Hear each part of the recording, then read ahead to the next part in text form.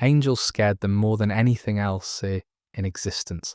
Not the devil, not demons, not the idea of hell itself. Angels. Because the devil was predictable. He was the enemy you could point to, could warn people against, could use to justify control and submission. But angels were different. Angels meant direct access. They meant the divine wasn't locked behind a collar or a confession booth or a cathedral door. They meant heaven was speaking, and it was speaking to regular people, to mystics, to women, to the poor, to anyone willing to listen. And that terrified the church more than 10,000 demons ever could.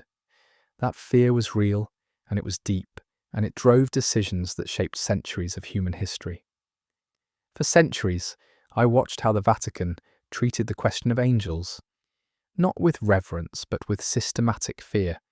They controlled how angels looked, how they spoke, what they were allowed to reveal. They rewrote entire texts to change what angels represented. They hunted the people who claimed to hear them.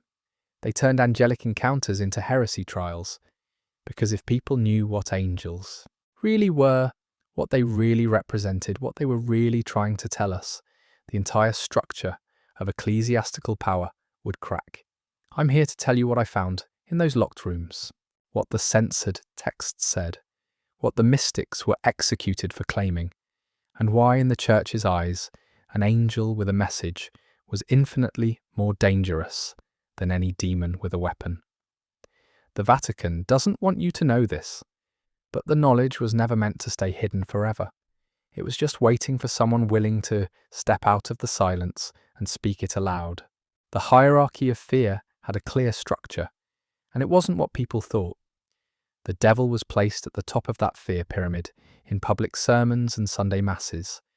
But in the quiet corridors, where doctrine was actually written, in the rooms where real decisions were made, something else occupied the highest level of concern. It was the question of direct divine contact. The church built itself on the principle that access to God went through one channel only: the papal structure, the priesthood, the institution. Everything else was subordinate to that truth, but angels threatened it. Angels appeared in Scripture constantly. They appeared to shepherds, to women, to anyone, regardless of rank or education. And worse, when angels showed up, they didn't ask permission from Rome first. They didn't go through the proper channels. They just arrived and delivered their message. The hierarchy wanted to control all communication from heaven. They wanted to be the gatekeepers between God and humanity. Angels made them irrelevant. So the first fear was displacement.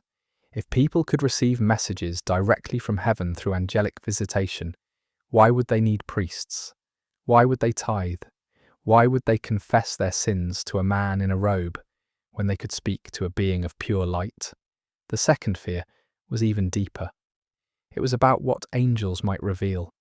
If they appeared to mystics and saints, if they disclosed truths that contradicted church doctrine, if they suggested a different path, a different understanding of God, the whole carefully constructed narrative would unravel, and the church knew what was in those texts. The books they'd hidden away contained descriptions of angels that didn't match the safe, sanitized versions taught in seminaries. The original accounts talked about angels with strange geometries, with voices that resonated in multiple dimensions, with knowledge that suggested the cosmos was far more complex than Genesis suggested. Some texts described angels instructing humans in arts and sciences that should have been impossible for those eras. Others spoke of angelic beings with authority over natural law, power over matter, knowledge of time and space that transcended human understanding. The hierarchy of fear was really a hierarchy of control, and control required silence. Angels had to be rewritten, redefined, reduced to cherub, be statues on cathedral walls instead of the terrifying, knowledge-bearing beings that they actually were.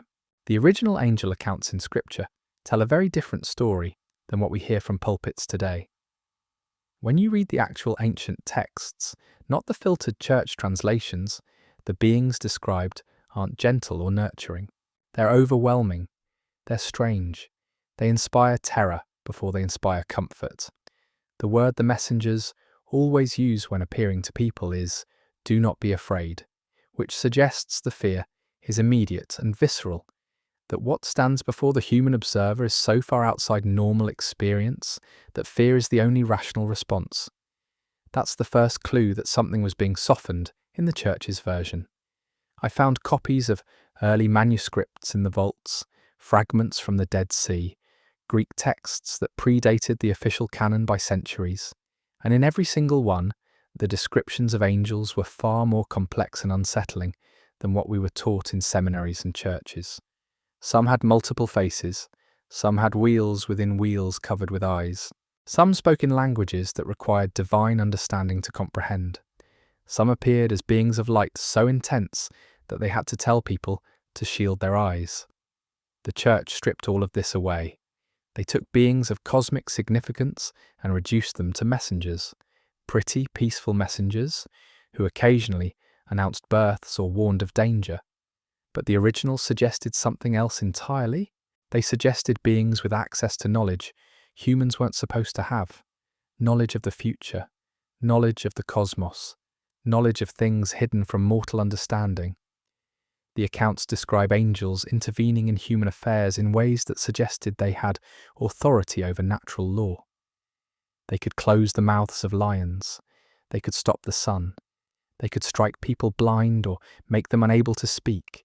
They could move between realms as easily as breathing air. They could read the hidden thoughts of humans with clarity. They could perceive across dimensions that human minds couldn't comprehend. These weren't limitations of some lower order of being. These were acts of power that suggested angels operated on a completely different level of reality than humans. And the Church couldn't have people thinking that. If people believed angels had that kind of power and that they could appear without ecclesiastical permission, it undermined everything. So the originals were buried, and the sanitized versions were promoted. Angels became decorative. The original accounts stayed locked away. Angels as messengers of direct access represent the deepest threat to institutional religion. It's not complicated. When Zechariah is struck mute by an angel, when Mary receives a visitation, when the shepherds encounter multiple beings of light who speak directly to them about cosmic events, what's happening is direct divine communication. No priest required, no bishop's permission, no papal approval, just heaven reaching down and speaking to whoever it chose to speak to. The Church claimed it wanted people to know God. What it really wanted was for people to know God only in the way the Church permitted, only through the lens of approved doctrine, only through the framework of ecclesiastical authority. But angels broke that monopoly. The accounts of angel visitations described in the earliest texts show beings that appeared to women, that appeared to shepherds, that appeared to anyone who had receptivity to spiritual truth. Not the highest in society, not the most educated or most politically connected, just people who were open to the encounter. That's revolutionary in an institution that bases itself on hierarchy and credential. If an angel could teach truth to a peasant, what was the point of seminary training? If divine communication could happen to anyone without formal initiation, what justified the priest class? The texts describe people being overwhelmed by angelic presence, transformed by the encounter, given knowledge or tasks or understanding that changed them fundamentally. Some were told things that contradicted existing religious understanding. Some were given instructions that seemed to violate established law.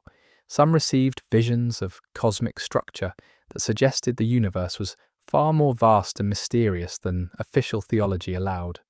The visitations were immediate and undeniable, not mediated, not filtered, not interpreted by institutional authorities. They happened in private moments or public spaces. They occurred to the unlikely and the marginal.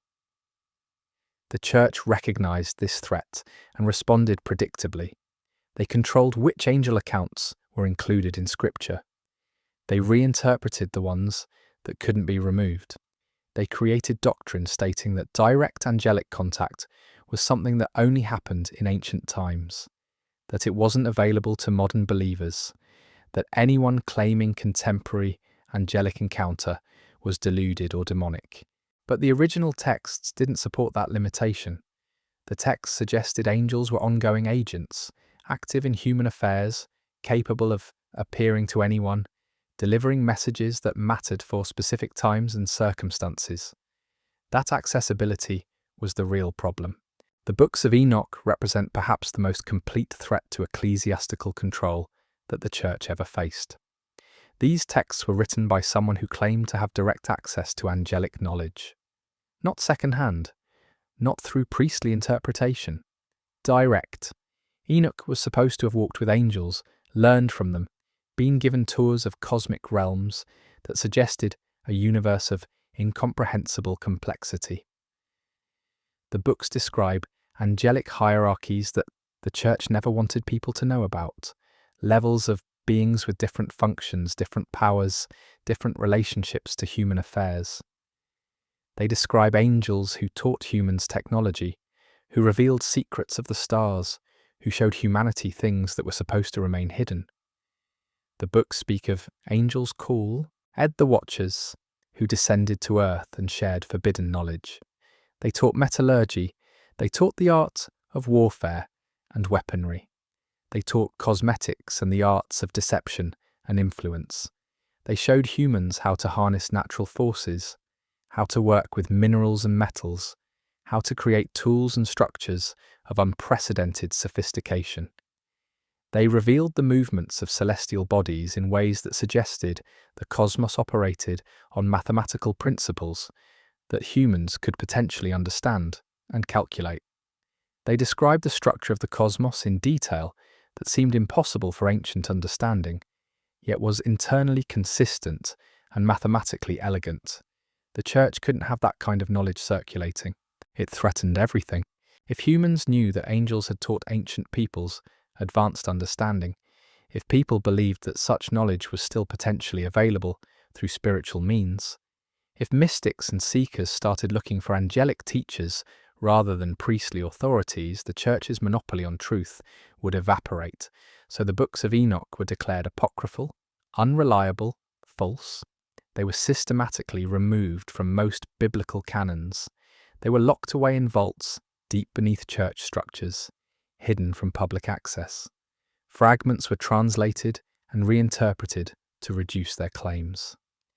The cosmology Enoch described, the detailed descriptions of heaven's structure, the accounting of different angelic orders with different purposes, all of it was systematically buried, and yet the texts survived. They were too important, too widely distributed for the Church to completely erase them. So instead, the Church claimed they were unreliable, written too late, contradicting authentic scripture, the work of forgers and heretics. But the truth was simpler. The Church feared them because they described a reality in which humans could access cosmic truth through direct spiritual contact, bypassing ecclesiastical institutions entirely. The Nephilim problem reveals how desperately the Church wanted to control the narrative of angelic intervention. The earliest accounts describe beings called the Nephilim, often understood to be offspring of angels and humans, creatures that possessed knowledge and power far beyond the normal human range, beings that suggested what humans could become with angelic input. The texts are vague about many details, but they suggest that at some point in early human history, there was direct genetic and intellectual exchange between angelic and human beings. This produced beings of mixed nature, who lived extraordinary lifespans, possessed advanced understanding, and occupied positions of leadership and wisdom among human populations. The Church's response was to reframe this entire narrative. They claimed the Nephilim were evil, that this mixing was an abomination, that it represented demonic corruption. They reinterpreted the text to suggest that the angels involved were fallen angels, demons in disguise, trying to corrupt humanity. But the original accounts don't clearly support that reading at all. The text suggests something far more complex and potentially more threatening to ecclesiastical control. They suggest that angels deliberately chose to share knowledge with humans. that they produced offspring who inherited angelic capabilities and wisdom, that this was an intentional and deliberate choice by beings of cosmic significance to uplift or alter human development. If that were true, if angels had that kind of agency and that kind of involvement in human history, it changed everything. It meant angelic beings had their own agenda. It meant they weren't just servants of some distant god, doing bureaucratic tasks like announcing births or delivering warnings. It meant they were players in cosmic events with their own purposes and their own willingness to defy restrictions. The Church couldn't allow that understanding. It would suggest that the hierarchy of creation wasn't as simple and controllable as Rome claimed. It would suggest that humans could potentially inherit divine knowledge through angelic contact. So the Nephilim became monsters in ecclesiastical interpretation. The angelic human contact became forbidden and demonic. Any possibility that humans had been deliberately uplifted by angelic action was rejected as false and heretical. The texts were locked away, the knowledge was buried, and people were taught that any suggestion of angelic intervention in human evolution was satanic deception. Angels described in the earliest accounts possessed what can only be called technological capability. It's a word that makes modern scholars uncomfortable, but it's the accurate term. The texts describe beings who could move between earth and the heavens, who could manipulate matter, who could create light without flame, who could perceive things across vast distances. They had tools and instruments that the texts describe in fragmentary ways because the authors couldn't fully conceptualize what they were witnessing. They had knowledge of the stars so precise that it suggested astronomical science far beyond what humans were supposed to understand in those eras. They had understanding of natural law that allowed them to operate outside what we'd call normal constraints. They moved through the sky as if they understood principles we're only beginning to grasp, and some accounts suggest they deliberately taught these capabilities to humans. The books of Enoch describe angels who revealed to Noah the precise structure of the cosmos, the complex movements of celestial bodies, the deep cycles of time itself. They showed humans how to measure the heavens, how to understand the patterns that governed creation. They provided specifications for structures and devices that suggested advanced engineering knowledge. Other texts speak of angels teaching humans about metallurgy, about working with substances the texts call crystal or stone that could capture light or communicate at distance. None of this fits with the Church's idea of angels as simple messengers delivering straightforward announcements. So it had to be reframed. The Church systematized the idea that angels operated purely through spiritual means, that they had no physical capabilities, that any description suggesting material power or technological sophistication was misunderstanding or corruption of the original texts. This worked for keeping people's expectations manageable. If angels were purely spiritual, non-physical, purely communicative, then they weren't threatening in practical terms. They couldn't deliver dangerous knowledge about the material world. They couldn't show humans how to create or manipulate or transform. They became decorative, irrelevant to the actual functioning of civilization. But the original texts suggested something radically different. They suggested beings with both spiritual and material capabilities, beings who possessed knowledge that transcended traditional human limitations, beings who were willing to share that knowledge with the receptive humans. The rewriting of angelic gender removed one of the most threatening implications of the original texts. Angels in the early accounts appear without fixed gender, or rather, they appear in ways that transcend human gender categories. They're sometimes described with masculine forms, sometimes with features that seem feminine, sometimes with characteristics that don't map cleanly onto human sexual differentiation. They're beings of a different order, not constrained by human reproductive biology.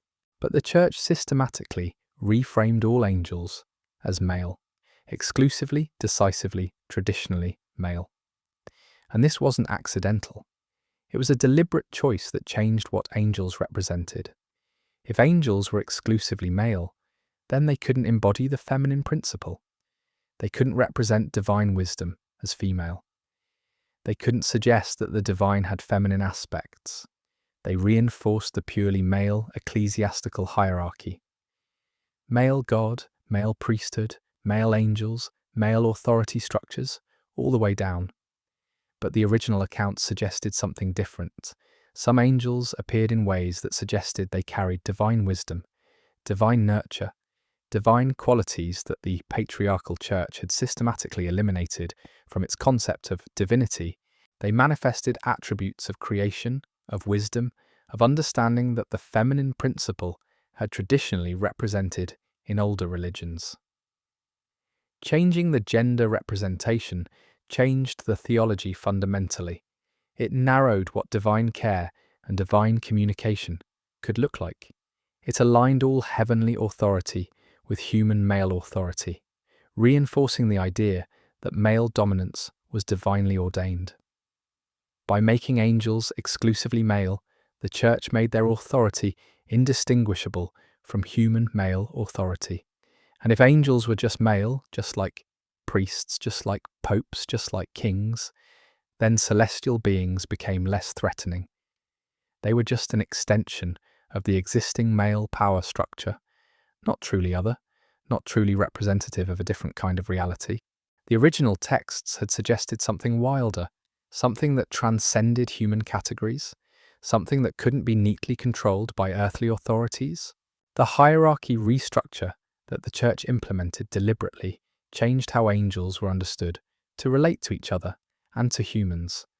The original texts describe angelic orders, yes, but with more fluidity and less rigid ranking than what Rome eventually imposed. The Church created a formal hierarchy supposedly based on the writings of a figure called Pseudo-Dionysius, a document of questionable authenticity that the Church found useful because it created a structure that mirrored ecclesiastical hierarchy perfectly. The hierarchy had rigid ranks, from seraphim down through various orders, each with specific functions, all arranged in order of proximity to God and degree of authority. This served church purposes perfectly. It suggested that the universe itself was organized in a hierarchical command structure, that authority flowed downward, that proper order required obedience to superiors. And crucially, it positioned the human ecclesiastical hierarchy as a reflection of heavenly organization. The Pope was like God, bishops were like archangels, priests were like lower angels, and so forth. The whole structure claimed to reflect the cosmic order itself. But the original texts didn't necessarily support this rigid structure. They suggested angels operating more fluidly, appearing and acting based on circumstance and need, rather than locked into formal rankings. They showed angels taking instruction directly from those they encountered, adapting to situations, working with humans as partners rather than superior authorities. This would have been threatening because it suggested that authority wasn't inherently hierarchical, that beings of power could operate outside formal chains of command, that capability didn't require rank within a system. The Church couldn't have that. So it imposed the hierarchy of angels to justify the hierarchy of the Church. It made the celestial order seem divinely ordained, unchangeable, perfectly rational. Angels were locked into their positions, just as humans should be locked into theirs. Any suggestion that angels operated outside formal authority became heresy. The silencing of mystics was the direct result of all these other modifications. If angels were male, if they were locked into formal hierarchies, if they represented distant cosmic authority, then mystics claiming contact with them were deluded or demonic. But if angels could be other than what the Church claimed, if they could appear to anyone regardless of status, if they were genuine agents of spiritual knowledge and cosmic truth, then mystics who reported encounters with them were potentially legitimate witnesses to something important. The Church couldn't allow that. So anyone who claimed angelic contact was questioned, investigated, often condemned. Women mystics especially were suspected. How convenient, the Church seemed to suggest, that this woman is claiming that a being of light is speaking directly to her, revealing secrets, commanding her obedience. Surely this is demonic or psychological rather than genuine. Yet the scripture the Church itself canonized described women receiving angelic visitations. Mary received an angel. But when medieval women claimed contemporary angelic encounters, they were locked away or executed. The contradiction was deliberate. The Church was redefining what was authentic and what was false. Contemporary angelic contact was false. Historical angelic contact was true, but locked behind ecclesiastical interpretation. Mystics who reported seeing angels were investigated for demons. Their writings were seized and burned. Their teachings were condemned. Some were executed for claiming what Scripture itself had validated when others claimed it. The goal was clear and simple, and ruthlessly executed. Keep people from believing that they could have their own angelic encounters, their own direct access to cosmic truth, their own spiritual experiences that might contradict approved church teaching. Lock the encounter with angels into the past. Make it unrepeatable in the present. Make anyone claiming it a heretic or a lunatic. Make the possibility of angelic contact something that only happened to the biblical figures the Church had already carefully interpreted and controlled. The transformation of Lucifer represents the final piece of the puzzle, the ultimate demonstration of how thoroughly the Church rewrote the angelic reality. Lucifer, according to the Church's doctrine, was the angel who rebelled, who fell, who became Satan or the devil himself. But the original texts describing this being don't quite fit that narrative. The texts describe Lucifer as a being of exceptional beauty and capability, created perfect, occupying a place of singular importance. Some accounts describe him as a being of pure light, whose very nature was radiance and clarity itself. Some texts call him the morning star, the bearer of light, the one who shines before all others. Some describe him as a powerful angelic figure who had specific functions and knowledge, roles of great significance within the cosmic order. The Church took all of this and created a narrative of pride and rebellion.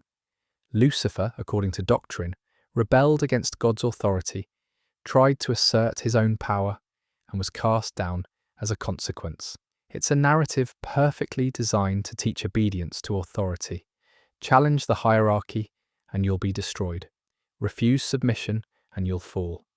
But what if the original texts were describing something different? What if Lucifer was simply an angel with a particular nature and a particular role, who was reframed as evil because his capabilities and his autonomy were threatening to those building human institutions of power? The Church made Lucifer the arch-villain, the supreme rebel, the source of all deception and temptation. But this also served a purpose.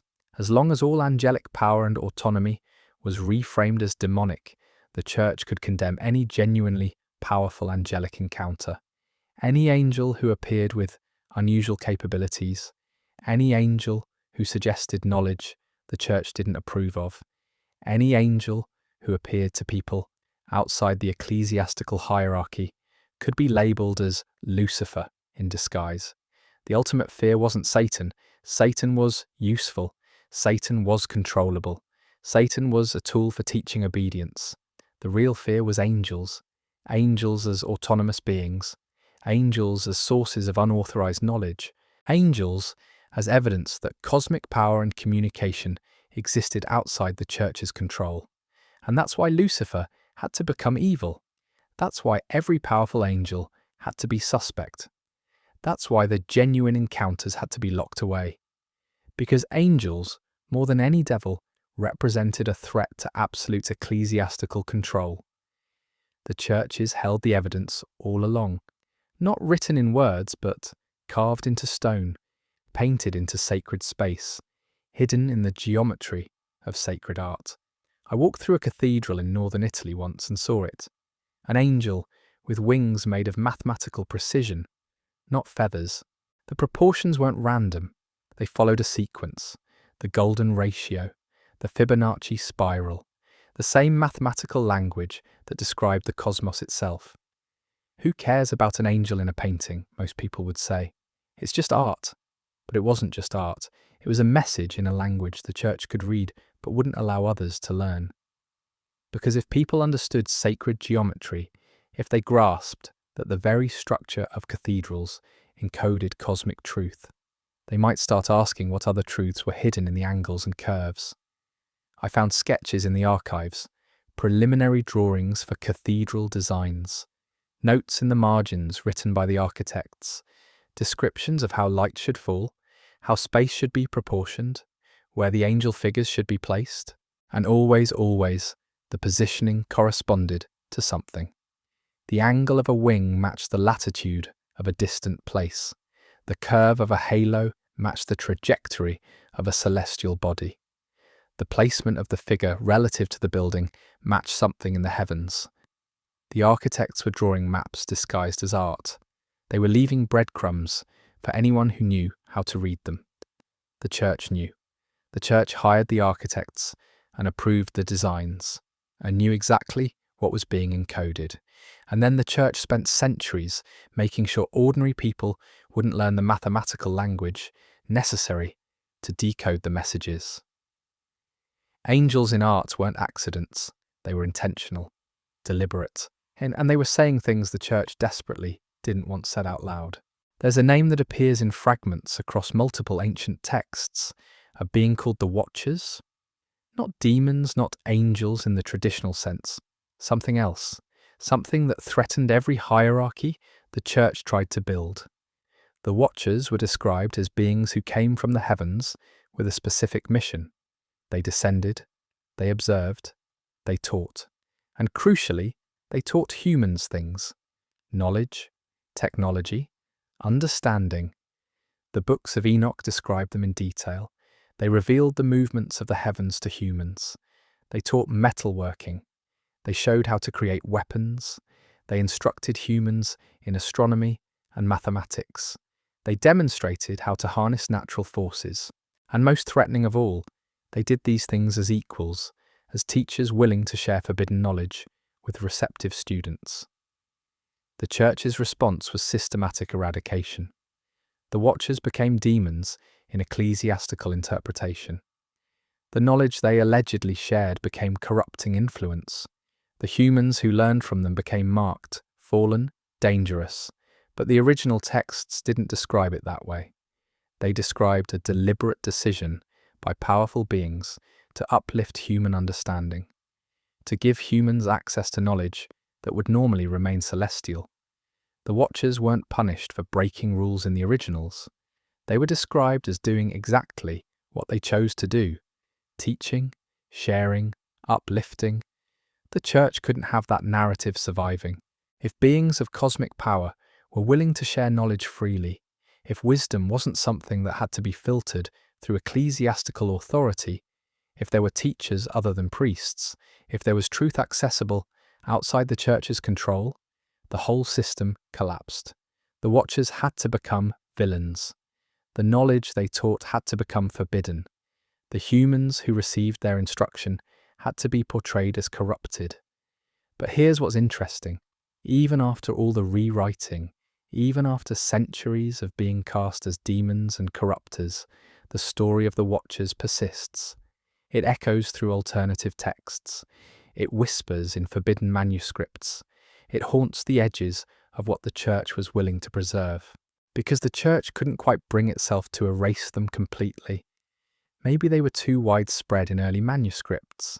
Maybe too many people already knew the story. Maybe some part of the ecclesiastical apparatus recognized the truth, despite what doctrine claimed. Whatever the reason, the Watchers remained, transformed into demons, but undeniably real in the Christian imagination. And that persistence, that refusal to be completely silenced, that itself was threatening, because it suggested that knowledge of angelic beings teaching humans had been too important, too widespread, to be fully buried. In the deepest vaults of the Vatican archives, behind multiple sets of locked doors, in sections most priests never even knew existed, There are documents that describe contemporary angelic encounters, not ancient ones, not ones safely locked in biblical times. Recent ones, from the medieval period, from the Renaissance, from centuries we think we know well. And they describe genuine encounters between humans and angelic beings that don't fit any of the official doctrine. A monk in the 1200s who reported a visitation. The being appeared, offered knowledge about the structure of matter, information that wouldn't be discovered by mainstream science for another 700 years. The encounter was documented, then it was sealed, classified, locked away. Another account from the 1400s describes a woman mystic who claimed contact with an angelic being. The being taught her mathematics and astronomy.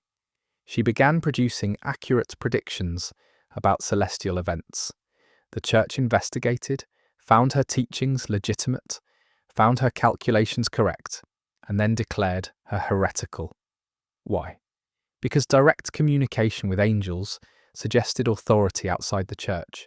Because her knowledge, if validated, would prove that angels still communicated, still appeared, still shared information with anyone receptia, enough to receive it. A third account from the 1600s describes a priest who reported recurring angelic visitation. The beings communicated in multiple languages simultaneously. They offered knowledge about light, about vision, about how perception itself worked. The priest documented everything carefully. He was found with his writings, interrogated extensively, and then quietly removed from the priesthood. His manuscripts were confiscated. His name was struck from records. What's striking about these archives is what they prove. Direct angelic contact continued happening even as the church was systematically denying that it could happen. Even as doctrine declared such encounters impossible in the modern age. Even as anyone claiming contemporary angelic contact was labelled delusional or demonically influenced. The encounters kept happening, and the church kept hiding them. The vault full of these accounts is itself an admission. If contemporary angelic contact was impossible, why document it at all? Why lock it away instead of destroying it? Why preserve the evidence of something you claim never occurred? The answer is simple. The church knew the encounters were real, and it was terrified of what would happen if people believed they were real. Because then everyone would start looking for angels. Everyone would begin opening themselves to direct communication with the cosmic order. Everyone would stop waiting for permission from priests to seek knowledge from the heavens. The fear of direct revelation was the foundational terror that shaped everything the church did with respect to angels. Direct, unmediated, personal revelation from the heavens to an individual human being. Not a vision that required interpretation by trained theologians. Not a message that had to be approved by the hierarchy. Not a spiritual experience that had to fit into established doctrinal frameworks. Just a being appearing to you, speaking to you, teaching you, showing you things, sharing knowledge that no priest had to validate or explain. The thought of it terrified the ecclesiastical authorities because it meant knowledge could bypass the institution entirely. A peasant could have an angelic encounter and learn something that contradicted what they were taught in church. A woman could receive angelic instruction and possess wisdom that rivaled the seminary-trained clergy. A child could be shown cosmic truths that made the catechism seem childish by comparison. Once you allow for the possibility of direct revelation, you've surrendered the church's monopoly on truth. And that was unacceptable, so the church systematically reframed direct revelation as dangerous, as potentially demonic, as something that required institutional verification to even be considered legitimate. And by demanding that angelic encounters be verified by the church itself, they effectively made it impossible for any genuine encounter to be accepted, because the church would never verify anything that contradicted its authority. The system was designed to be airtight. If an angel appeared and said something that matched doctrine, the church could claim credit, could say It validated their teachings. If an angel appeared and said something that contradicted doctrine, the church could dismiss it as demonic deception. Either way, the church maintained control, but the fear beneath all of this was naked and simple. They feared that if people believed direct revelation was possible, they would stop asking the church for truth. They would stop coming to priests for answers. They would stop donating. They would stop showing up to Mass. They would stop obeying, and the institution would lose its power. That's why direct revelation had to be eliminated from possibility. That's why every account of contemporary angelic encounter had to be sealed away or condemned. That's why the church hammered again and again that modern humans didn't experience direct divine communication. Because they understood what the philosophers understood. Revelation is revolution. The Gospels the church removed from the canonical Bible contain references to angels that don't appear anywhere in the approved texts. The Gospel of Philip describes angelic beings who weren't bound by the limitations the church tried to impose on them. The Gospel of Mary talks about a visitation experience that transformed understanding. The Gospel of Thomas contains sayings attributed to Jesus that speak of angelic wisdom accessible to all who had ears to hear. These weren't marginal references. They were central to the spiritual worldview of early Christian communities. And they suggested a relationship with angelic beings that was personal, continuous, and available, not locked behind ecclesiastical authority, not requiring priestly mediation, not dependent on being initiated into secret knowledge. The removed Gospels painted a picture of a cosmos alive with intelligent beings willing to communicate, of knowledge flowing downward from the heavens to receptive humans, of wisdom that transcended the boundaries of orthodox doctrine. The church couldn't have that picture circulating, so these Gospels were declared inauthentic. They were said to have been written too late. They were claimed to contradict the authentic teachings, and they were removed, locked away, preserved but hidden. Every time I think about these removed texts, I think about what they represented. They represented a spiritual democracy. The idea that truth was available to all, that angels could appear to anyone. That wisdom wasn't gated behind institutional structures. That revelation was possible and accessible and real. The church replaced this with a strict hierarchy. Only certain people could interpret scripture. Only priests could mediate with the divine. Only the institutional church could verify spiritual authenticity. Angels became something the church controlled rather than something that controlled the church. The removed Gospels had preserved an older vision, a vision the church had to bury because it threatened everything the institution built itself upon. The promotion of demons as the primary supernatural threat is one of the most brilliant tactical moves in the history of institutional power. It's so brilliant that most people never even notice it happened. The church didn't just rewrite angels, it simultaneously elevated demons as the primary supernatural danger. Suddenly demons were everywhere. They were tempting humans. They were causing sickness. They were lurking in every shadow. They were the supernatural threat that required the church's authority to combat. The more the church emphasized demonic danger, the more it pushed people toward institutional structures for protection. You couldn't fight demons alone. You needed priests. You needed the church. You needed the sacraments. You needed the rituals. You needed to confess your sins because demons exploited spiritual weakness. You needed to attend Mass regularly because demons attacked the unguarded soul. You needed to follow doctrine precisely because demons exploited theological confusion. The promotion of demons was a marketing strategy as much as a theological position. It created a market for ecclesiastical services. It created a problem that only the church could solve. It made the church indispensable. And simultaneously, it allowed the church to dismiss any powerful supernatural encounter as demonic. Someone experienced a visitation from a being of light offering knowledge, demon in disguise. Someone felt an overwhelming spiritual presence, teaching them truth directly. Demonic possession. Someone began receiving information that contradicted church doctrine through supernatural means, clear proof of demonic influence.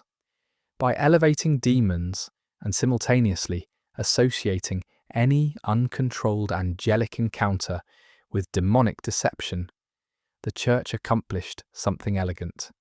It made itself the mediator of all supernatural experience. It made itself the judge of authenticity. It made obedience to the church seem like protection against cosmic evil. The brilliant part is how it worked. People genuinely did become frightened of demons. The church's emphasis on demonic danger worked. It shaped how people experienced the supernatural. It channeled their fear toward ecclesiastical authority. It created a dependency that lasted for centuries. And it did this by taking a real supernatural reality, the existence of beings beyond human understanding, and weaponizing it. Not by denying their existence, but by controlling how that existence was understood. By making demons the primary focus, the church simultaneously made angels seem less likely, less real, less worth seeking out. Demons were dangerous and real and everywhere. Angels were distant and unreliable and available only through institutional channels. The tactic was so effective that even today, centuries later, demons remain the supernatural threat most people think about, while angels have been reduced to decoration and sentiment. The guardian angel concept is perhaps the most insidious way the church managed genuine angelic encounter while simultaneously neutralizing its threat. The church allowed people to believe in guardian angels. It encouraged the idea that everyone had a celestial protector. It even developed theology around this concept, but it did something crucial. It made guardian angels passive, protective but inactive, present but not communicative. A guardian angel was something you had, not something you could genuinely interact with. You couldn't ask it questions. You couldn't receive revelation from it. You couldn't learn from it. It existed to protect your soul from demons and to gently nudge you toward obedience to the church. But it wouldn't teach you anything the church hadn't already approved. It wouldn't show you anything the church didn't want you to see. It wouldn't offer you knowledge that contradicted doctrine. The guardian angel became a spiritual bodyguard who would never, ever challenge your obedience to ecclesiastical authority. And by making guardian angels safe and passive, the church allowed itself to acknowledge that angelic beings existed and cared about individual humans without admitting that such beings might genuinely communicate. People could believe in guardian angels and still see genuine angelic communication as dangerous or demonic. The church had it both ways. It validated a form of angelic belief while suppressing the form that mattered. Because an interactive angel, an angel that taught and revealed and showed truth, that would be revolutionary. An interactive angel would bypass the church entirely. An interactive angel would prove that revelation was still happening. An interactive angel would demonstrate that humans could access cosmic knowledge without ecclesiastical permission.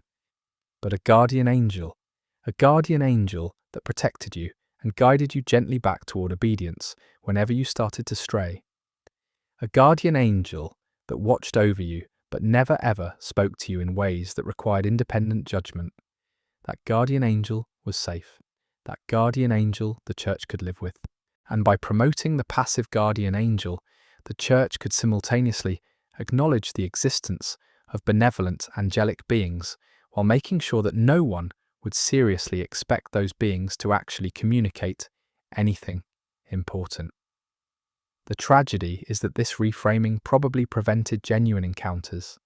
If people expected their angelic protectors to be silent, they wouldn't recognize communication if it happened. If they believed angels couldn't teach or reveal, they would dismiss genuine teaching as imagination or demonic deception. By limiting what guardian angels could do, the church limited what people were willing to accept from the supernatural realm. The original names of celestial beings reveal something the church wanted erased. Angels in early texts often had names that weren't simply titles but descriptions. names that pointed to function and essence simultaneously, names that suggested the being's nature and purpose, but the Church standardized everything. Michael, Gabriel, Raphael, Uriel. 4 names, 4 archangels, 4 functions, limited, controlled, hierarchical. But the original texts described far more. Beings with names like Raguel, who taught harmony and fair dealings, Ramiel, who revealed divine mysteries, Haniel, who processed divine perception, Zafkiel, who perceived the brilliance of the divine, Jegudiel, who praised the divine in silence. These names all carry meaning. They describe the angelic being's essence and function. And there were many more. Sandalphon, Raziel, Uriel, Cassiel, Jophiel, each with a name suggesting a specific kind of celestial knowledge or function. The Church couldn't have all of this surviving in popular consciousness. Multiple archangels meant multiple sources of celestial knowledge. Multiple angelic functions meant multiple ways that divine communication could happen. The multiplication of names meant the multiplication of possibilities. So the Church simplified. It created the standardized 4. It made those 4 the authoritative celestial hierarchy. It suppressed the other names. Those beings became obscure. Their functions became forgotten. Their ability to deliver specific kinds of angelic knowledge became lost to general Christian consciousness. By limiting the names, the Church limited imagination. By suppressing the knowledge of diverse angelic beings, it suppressed the possibility of diverse angelic contact. You might believe in Michael or Gabriel because everyone knew those names. You might expect those beings to deliver specific kinds of messages, but you wouldn't expect the angelic realm to contain beings with other functions, other knowledge, other purposes. And you would never know to seek them out. The erasure of names was the erasure of entire categories of potential revelation. The ancient understanding of angels connected them directly to the cosmos in ways the Church worked hard to obscure. Angels weren't just beings who delivered messages. They were understood as beings who governed celestial mechanics, beings who maintained the movements of planets and stars, beings who understood the mathematics underlying creation, beings whose very nature was tied to cosmic order. Some texts describe angels as beings made of light, and light itself as a fundamental component of the created order. If angels were made of light, and light was the substance of revelation, then understanding light was understanding something fundamental about angelic nature. Some texts suggest that stellar movements, the rhythms of the heavens, the cycles of creation itself, all reflected angelic activity, not God directly controlling these things, but angelic beings maintaining the cosmic order under divine authority. This meant knowledge of astronomy was knowledge of angelic function. Understanding the stars was understanding the beings who managed them. The Church couldn't have that, because if people believed angels controlled the stars, they would want to understand the stars as a way of understanding angels. They would pursue astronomy as a spiritual discipline. They would study the heavens as a way of accessing angelic knowledge. They would use astronomical observation as a form of spiritual seeking. And the Church had worked very hard to suppress astronomical knowledge, to control what people were allowed to believe about the heavens, to make sure that stellar observation and celestial mechanics remained ecclesiastically approved territory. By severing the connection between angels and stars, the Church made astronomy seem purely material rather than spiritual. The heavens became mechanisms to be studied scientifically rather than realities to be contemplated spiritually, and angels became increasingly abstract and immaterial rather than cosmic intelligences directing creation. The original connection was real and profound. Angels and stars belong together in human spiritual understanding. The Church broke that connection because it couldn't control knowledge that came through astronomical observation. By suppressing the connection, the Church could maintain its monopoly on truth about the cosmos. In the modern world, the silence is almost complete, not total, because that would require destroying every text that hints at the truth. Not total, because too many people have encountered something they knew was angelic in their own experience, but the silence is overwhelming. People don't talk about angels anymore in serious contexts. Angels have become greeting card imagery, Christmas decoration, sentimental comfort for the grieving. The serious spiritual seekers, the people actually trying to understand cosmic reality, don't waste time talking about angels. They talk about aliens. They talk about interdimensional beings. They talk about advanced intelligences, but they don't talk about angels. And that's exactly what the church achieved. The church didn't have to maintain active suppression anymore. The suppression had become so complete that people suppressed themselves. If someone reported an angelic encounter, they would be polite but skeptical. Maybe they would suggest it was a psychological experience, or a vivid dream, or a moment of spiritual insight, but they wouldn't take it seriously as an encounter with an actual being. The reports would be dismissed gently but thoroughly, and the person reporting would eventually stop saying anything about it because the cultural machinery had already destroyed the possibility of being taken seriously. The silence protects itself. Once the culture has decided that angelic encounters don't happen anymore, that they belong to ancient history and mythology, any actual encounter becomes invisible. The person experiencing it can't talk about it without being dismissed, and the dismissal makes them doubt their own experience. Did they actually experience something, or did their mind create an elaborate hallucination? The silence creates doubt, and doubt makes people retreat into privacy, and privacy makes the suppression complete. No one is actively preventing people from believing in angels anymore. They don't have to. The culture has been shaped in such a way that belief has become socially impossible. The truth that emerged from those locked rooms, the testimony from those who saw what the church was trying to bury, the evidence preserved against intention, all of it points to a single conclusion. The Vatican has always known that angels were real, known that they communicated, known that they appeared to people, known that they offered knowledge and revelation that transcended ecclesiastical authority, known all of it, and the Church's entire institutional project has been shaped around suppressing this knowledge. Not because it was false, because it was true, because a truth too powerful and too widely distributed to eliminate completely could only be managed through redefinition, through reframing as demon, through hierarchical control, through the promotion of alternative supernatural threats, through the systematic erasure of the names and functions and possibilities inherent in angelic nature, through making angels passive where they had been active, through making direct revelation seem dangerous where it had been liberating, through making the experience of angelic encounter seem impossible in the modern age through sheer cultural weight. The Vatican feared angels more than any devil because angels represented the possibility that truth existed outside the Church's control. That knowledge could be acquired directly from cosmic sources. That revelation was still happening. That humans could access understanding without institutional permission, and that possibility, if believed, would have rendered the Church obsolete. No institution can survive the discovery that it was never necessary, and the Church understood this from the beginning. So it did what every threatened power structure does. It tried to silence the thing that threatened it.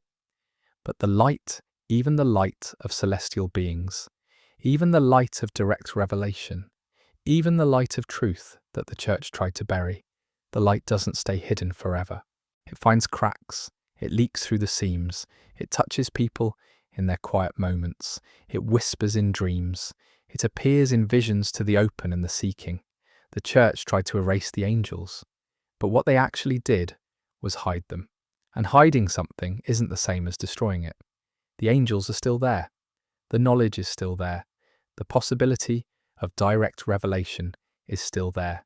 And someday, maybe someone will ask the right question loudly enough that the entire carefully constructed silence finally shatters.